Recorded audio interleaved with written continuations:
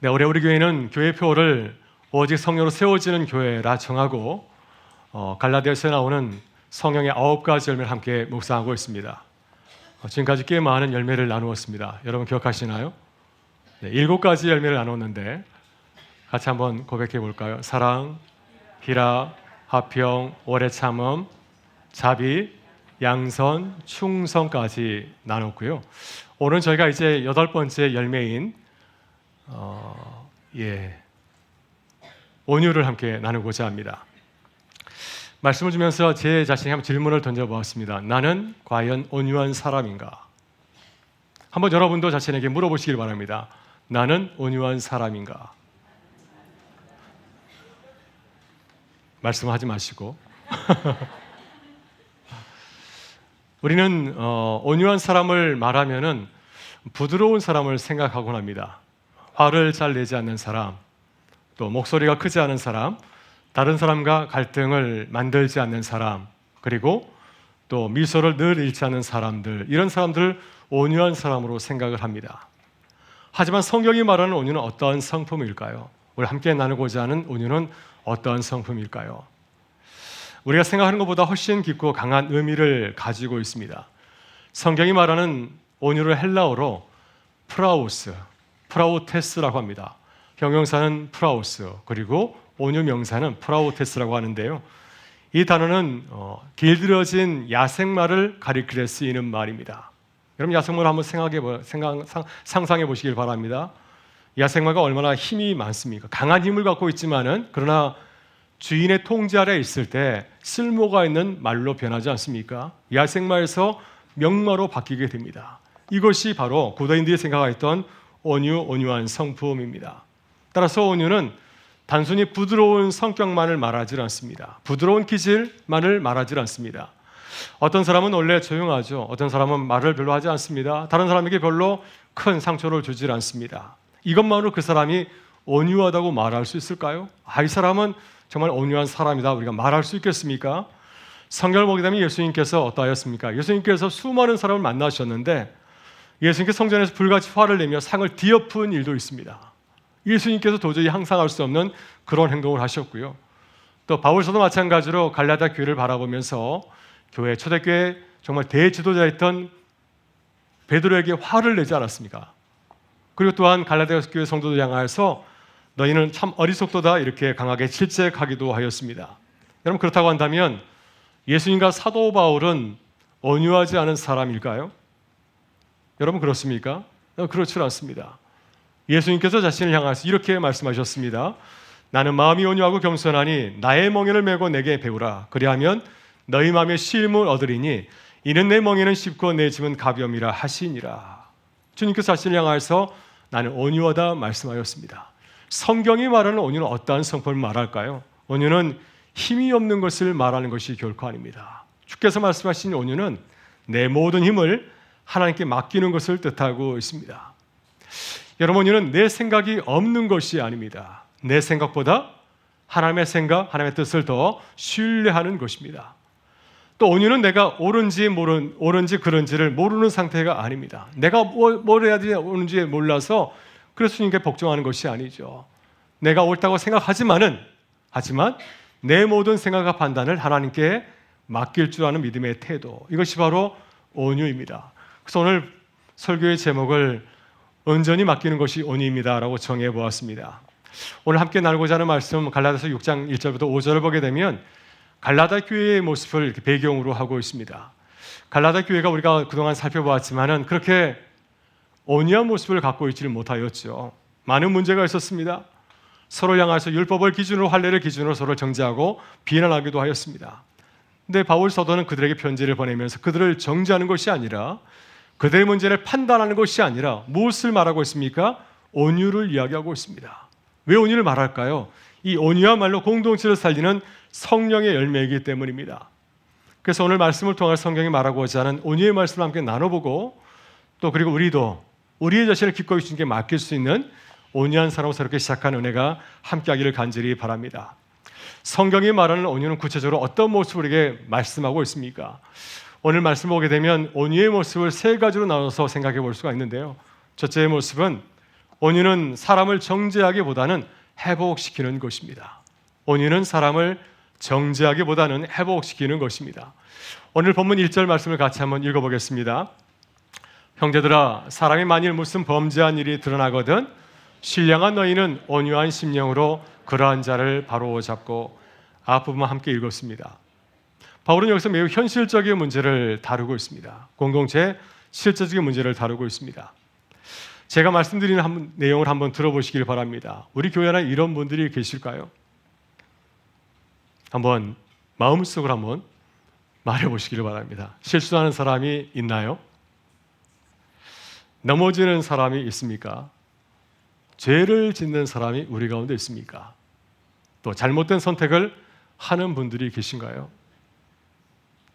정답은 무엇일까요? 당연히 우리 안에 있죠. 왜냐하면 교회는 완전한 사람이 모인 곳이 아니라 하나님의 은혜가 필요한 사람들이 모인 곳이기 때문입니다.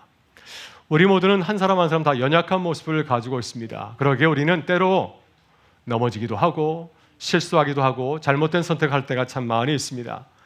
하지만 중요한 것은 무엇일까요? 우리의 실수가 드러났을 때 우리의 반응입니다. 우리가 어떻게 반응하냐가 매우 중요하지 않습니까?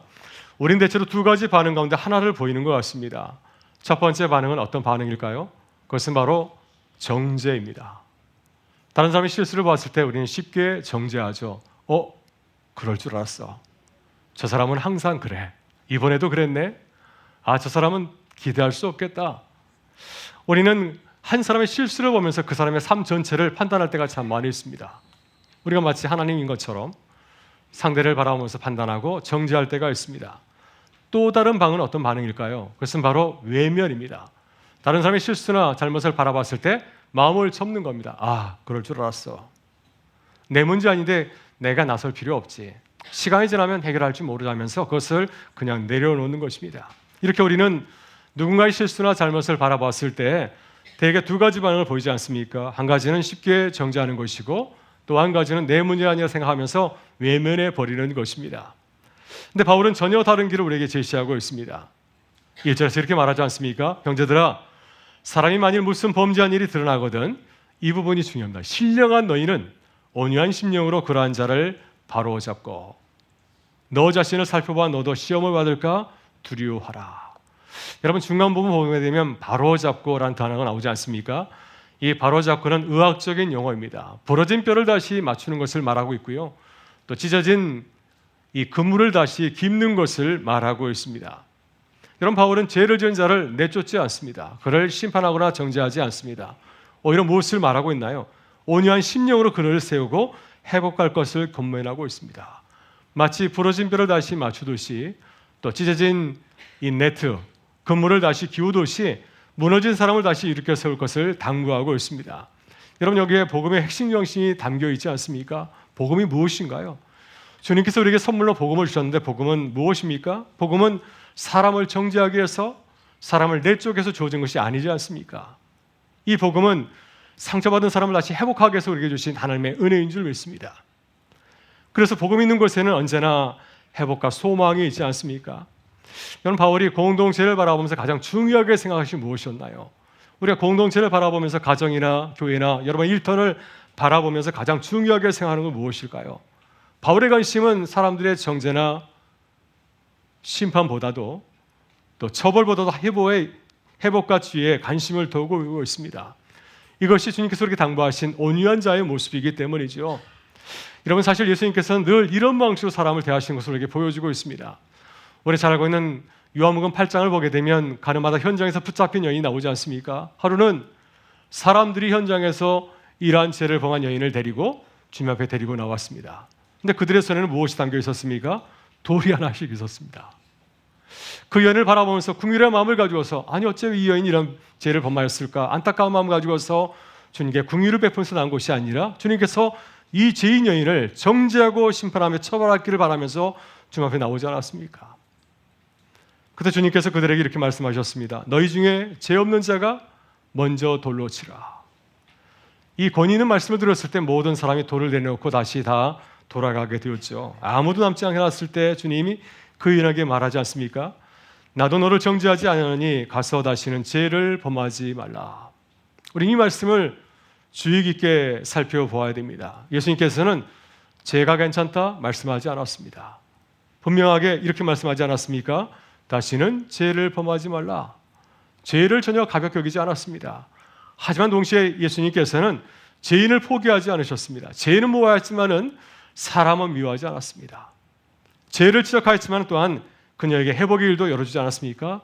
나도 너를 정죄하지 아니하노니 이미 그 죄를 알고 있지만 내가 너를 심판하지 않겠다. 다시 은혜를 허락하여 주지 않았습니까? 이것이 주님께서 보여주신 온유한 자의 모습입니다.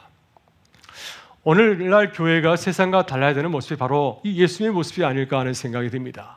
여러분, 세상은 실수한 사람에게 낙인을 찍어버리죠. 한 번 잘못하게 되면 더 이상 기회가 주어지지 않습니다. 그 사람의 현재와 미래를 바라보면서 회복을 빌어주기보다는 그 사람의 과거를 직접하면서 늘 과거에 묶여 있습니다. 그래서 그 사람을 죄인으로 한순간에 규정해버리지 않겠습니까? 여러분, 복음은 어떻습니까? 우리가 믿고 있는 이 복음은 어떻습니까? 복음이 세상과 달라야 되지 않을까요? 이런 복음은 넘어졌던 사람을 다시 일으켜 세워주지 않습니까? 실패한 사람 다시 기회를 주고, 또 상처 입은 사람을 계속해서 상처지게 하는 것이 아니라 그를 품어주고 그와 함께 아픔을 나누지 않습니까? 왜 우리가 그렇게 해야 될까요? 우리도 마찬가지로 하나님의 은혜가 아니면 다시 새롭게 될 수 없는 죄인이기 때문입니다. 그래서 바울은 1절 하반부에서 이렇게 말씀하고 있습니다. 너 자신을 살펴보아 너도 시험을 받을까 두려워하라. 여러분, 이 말씀은 매우 중요한 뜻을 담고 있습니다. 온유한 사람은 어떤 사람일까요? 온유한 사람은 다른 사람의 죄만 바라보지 않습니다. 다른 사람의 죄도 보이지만, 물론 그 사람의 죄가 중하지만은 그 사람의 모습을 바라보면서 자신도 돌아보지 않겠습니까? 아, 내가 하나님의 아내가 아니었다고 한다면 나도 저 자리에 설 수 있었겠구나. 나도 저 사람처럼 넘어질 수 있는 연약한 존재이지. 지금까지 내가 버틴 것은 내 힘이 아니라 오로지 하나님의 은혜였어. 다 사랑을 바라보면서 나를 바라보게 될 때 이런 놀라운 은혜를 깨닫게 되지 않겠습니까? 이러한 사실을 아는 사람은 쉽게 남을 정죄할 수가 없습니다. 쉽게 손가락질하지 아니하고, 우리 공동체 아픈 사람을 바라보게 될 때 함께 기도하고 품어주고 기다려주지 않겠습니까? 내가 그를 사랑한다면 그냥 멀리하는 것이 아니라, 외면해버린 것이 아니라 그를 품어주고 함께 울어주면서 그의 회복을 더욱더 빌고 기도하지 않겠습니까? 여러분, 교회는 완벽한 사람들이 모인 것이 아닙니다. 우리 가운데 저를 비롯해서 완벽한 분이 계신가요? 우리가 완벽하다면 과연 이곳에 나올 필요가 있겠습니까? 이곳은 회복이 필요한 사람들이 모인 곳입니다. 여러분, 성령께서 우리 안에 온유의 열매를 맺게 하실 때 우리의 모습이 달라지게 될 줄 믿습니다. 판단하는 사람이, 판단하는 모습이 세우는 사람이 될 줄 믿습니다. 우리가 정죄하지 아니하고 회복시키는 사람이 될 줄 믿습니다. 비난하는 사람이 아니라 더욱더 기도하는 믿음의 사람을 거듭나는 은혜가 함께할 줄 믿습니다. 이러한 성령의 놀라운 은혜, 온유 열매가 우리 가운데 맺히기를 주의 이름으로 축원합니다. 다음으로 온유는 다른 사람의 짐을 함께 지는 것입니다. 바울은 이어서 2절에서 이렇게 말씀하시는데요. 같이 한번 읽어보겠습니다. 너희가 짐을 서로 지라, 그리하여 그리스도의 법을 성취하라. 바울이 갑자기 온유의 주에서 짐을 지라는 주제로 넘어간 것처럼 보이지만 똑같은 문제를 다루고 있습니다. 온유한 사람은 반드시 다른 사람의 짐을 바라보게 되기 때문이죠. 여러분, 사람들은 대개 자신의 문제와 자신의 권리만을 생각할 때가 참 많이 있습니다. 하지만 온유한 사람은, 내 문제만 집착하는 것이 아니라 온유한 사람은 다른 사람의 아픔과 눈물을 보기 시작합니다. 우리 시선이 나에게만 머무르는 것이 아니라 우리 시선이 남에게로 옮겨가지 않습니까? 이것이 놀라운 온유의 변화의 성품입니다. 오늘날 많은 사람들이 외로움을 이야기하고 있습니다. 테드 강연이나 세바시 강연을 보게 되면 많은 분들이 나와서 자신의 이야기를 하지 않습니까? 근데 자신의 삶을 변화시킨 이야기 중에 중요한 동기 중에 하나가 바로 주변 사람들을 이야기할 때가 참 많은 것을 보게 됩니다. 힘들 때 내 이야기를 들어줬던 사람, 또 실패할 때 나에게 포기하지 않고 용기를 주었던 사람들, 내가 넘어졌을 때 내게 손을 내밀어 줬던 사람들, 말없이 나를 도와줬던 사람들, 그분들이 있었기 때문에 내가 오늘에 설 수 있었습니다 하는 얘기를 들려주는 것을 자주 듣게 됩니다. 여러분, 사람은 혼자 살아가도록 만들어지지 않았습니다. 우리 가운데 누가 과연 혼자 살아갈 수 있을까요?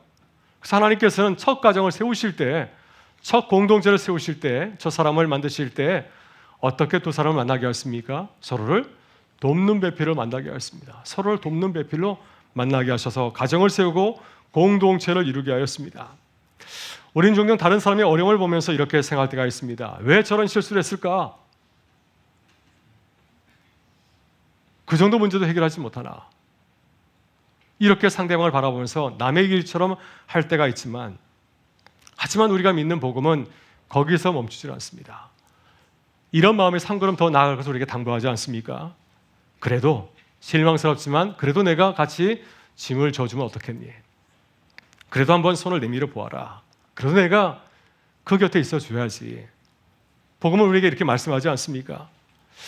왜 우리가 그렇게 해야 될까요? 우리의 마음이 동하지 않다 할지라도 우리 주변에 있는 많은 교우들, 우리의 동료들을 바라보면서 왜 이런 마음을 가져야 될까요? 그것은 예수님께서 먼저 우리의 짐을 대신 짊어지셨기 때문입니다. 이사야 선지자는 이사야 54장 3절 말씀에 4절 말씀에서 우리에게 찾아오신 예수님을 이렇게 소개하지 않습니까? 그는 실로 우리의 죄를 질고 우리의 질고를 지고 우리의 슬픔을 당하였거늘. 우리의 질고를 지고 우리의 슬픔을 당하셨다고 말씀하고 있습니다. 예수님께서는 우리의 죄와 연약함을 외면하지 않으셨습니다. 십자가에서 나를 위해서 그 짐을 대신 짊어지지 않았습니까? 바울은 이 그리스도의 삶을 그리스도의 법이라 말하고 있습니다.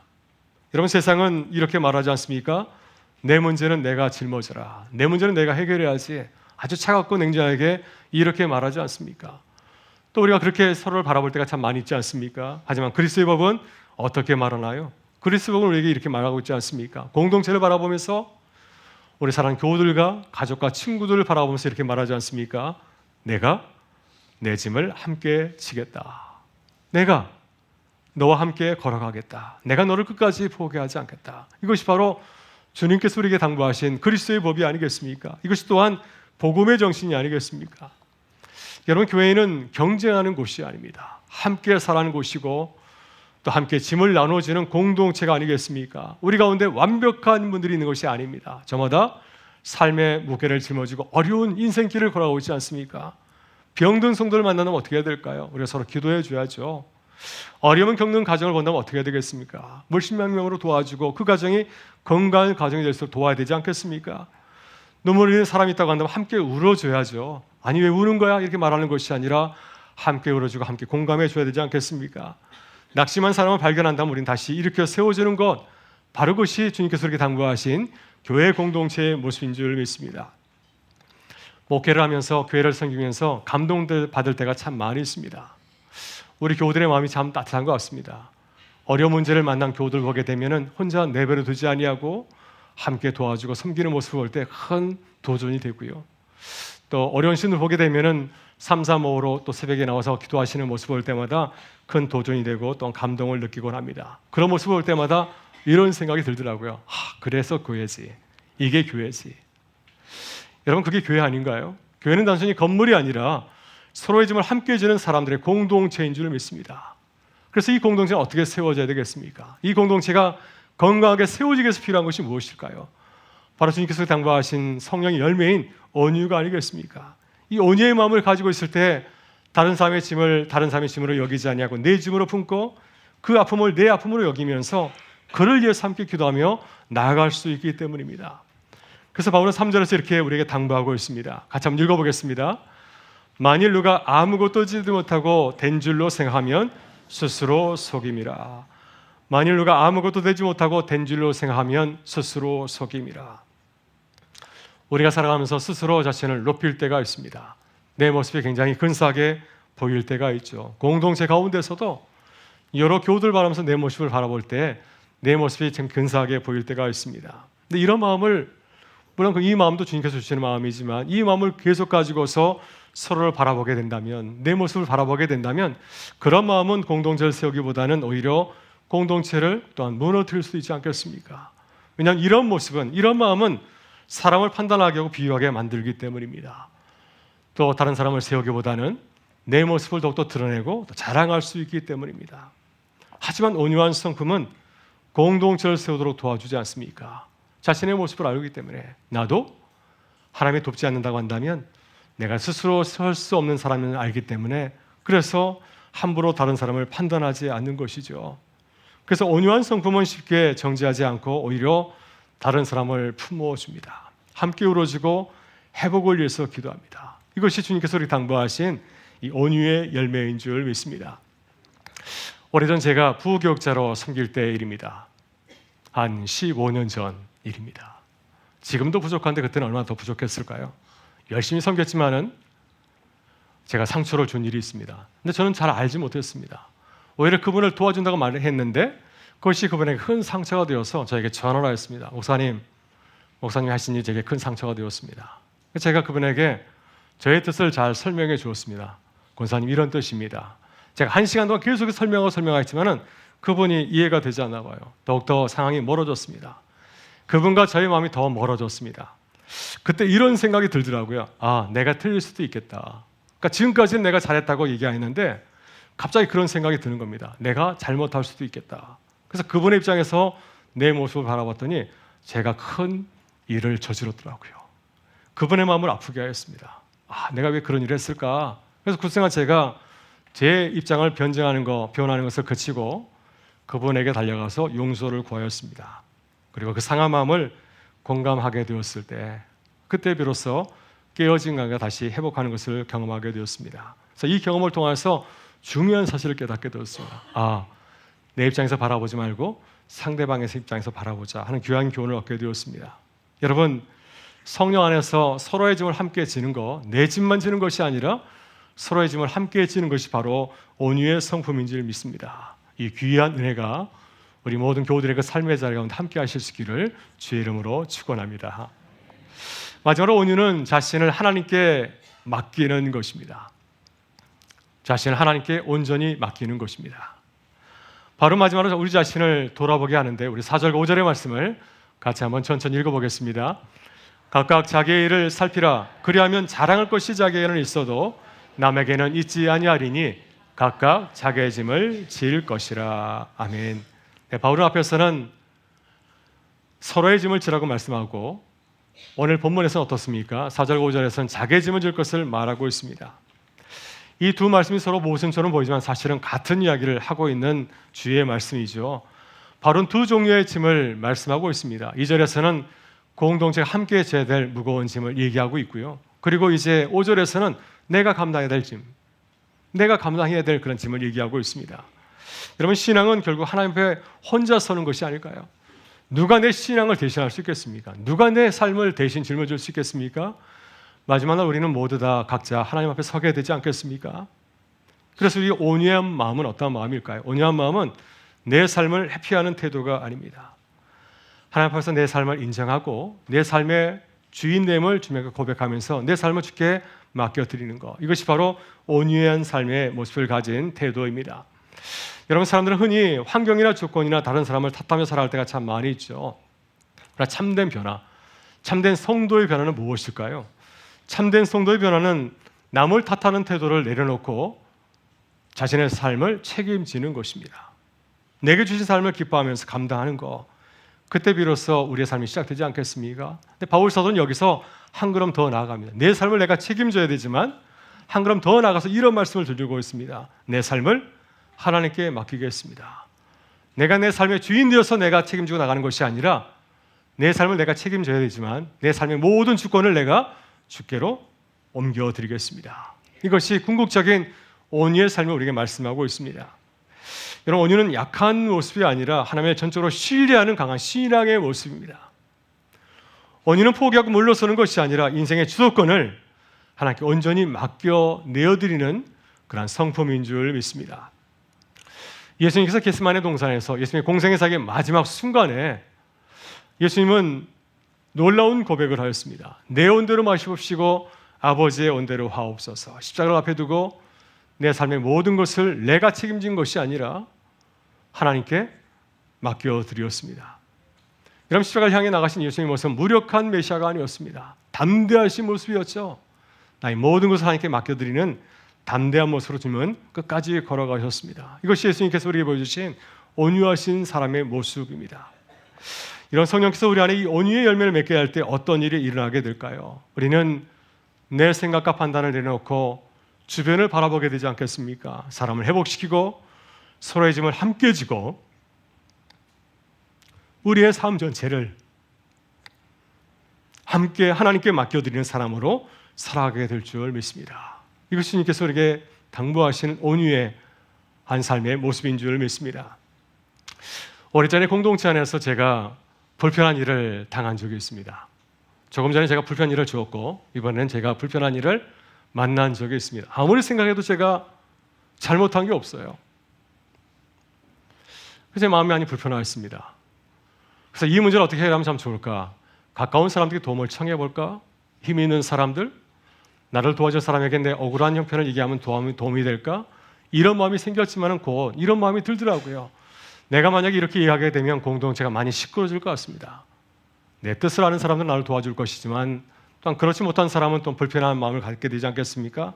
이것도 아니다 하는 생각이 들어서 제가 함구하였습니다. 아무에게도 얘기하지 아니하고 하나님과만 얘기하였습니다. 하나님, 이런 문제가 생겨서 참 많이 억울합니다. 어떻게 하면 참 좋을까요? 기도하게 되었습니다. 기도하다 보니까 제 모습도 보이더라고요. 제가 잘못한 점도 있었습니다. 저는 100% 제가 아무런 잘못이 없는 줄 알았는데 저도 많은 것을 잘못하게 되었고 제 모습을 깨닫고 회개하게 되었고 계속해서 이 문제가 잘 해결할 수 있도록 하나님의 은혜를 구하게 되었습니다. 이렇게 하나님께 모든 것을 맡기게 되었을 때 어떤 일이 벌어지게 되었을까요? 문제가 잘 해결되었습니다. 물론 시간은 오래 걸렸습니다. 저는 그 다음날 해결되면 참 좋았을 터인데 수개월이 걸렸지만 하지만 마음이 참 평안을 되찾게 되었고 공동체도 큰 어려움을 겪지 않게 되었습니다. 여러분, 어려움 만날 때 어떻게 처리하시나요? 저에게 오시나요? 부모님에게 가십니까? 아니면 누구에게 가시나요? 어려운 문제가 많아서 어떻게 하면 좋을까요? 가장 좋은 모습은 바로 하나님께 맡기는 것이 아닐까 생각이 됩니다. 하나님께서 내 모든 것을 아시고 가장 좋은 길로 인도해 주시겠지. 이 믿음을 가지고 걸어가는 거, 바로 그것이 주님께서 우리에게 당부하시는 온유한 성품의 삶인 줄 믿습니다. 그런 모습으로 우리가 나가게 될 때 하나님께서 도울 자를 보내주시고 모든 것이 협력하여 서로를 이루는 기쁨을 허락하여 주실 줄 믿습니다. 여러분, 우리는 무엇을 의지하며 살아가고 계신가요? 혹시 내 경험, 내 지식을 의지하면서 살아가고 있지는 않습니까? 오늘 주님께서 우리에게 놀라운 소식을 전해주십니다. 성령께서 우리를 도우시는 줄 믿습니다. 성령께서 우리를 온유한 사람으로 빚어가시는 줄 믿습니다. 하나님께서 우리를 빚으셔서 내 힘으로 걸어가는 것이 아니라 내 삶의 모든 것을 주께 맡기는 온유한 사람으로 만들어 가신 줄 믿습니다. 여러분, 온유한 사람은 자신의 힘보다 하나님의 능력을 신뢰하고 자신의 생각보다 하나님의 뜻을 따르는 사람이죠. 다른 사람을 쉽게 정죄하지 아니하고 넘어진 사람을 회복시키고 또 서로의 짐을 함께 지고 걸어가는 사람, 바로 이런 사람이 주님은 온유한 사람이라고 말씀하고 있습니다. 우리가 이러한 삶을 살아가야 되는 것은 바로 우리가 이러한 은혜를 누리면서 살아가고 있기 때문이 아니겠습니까?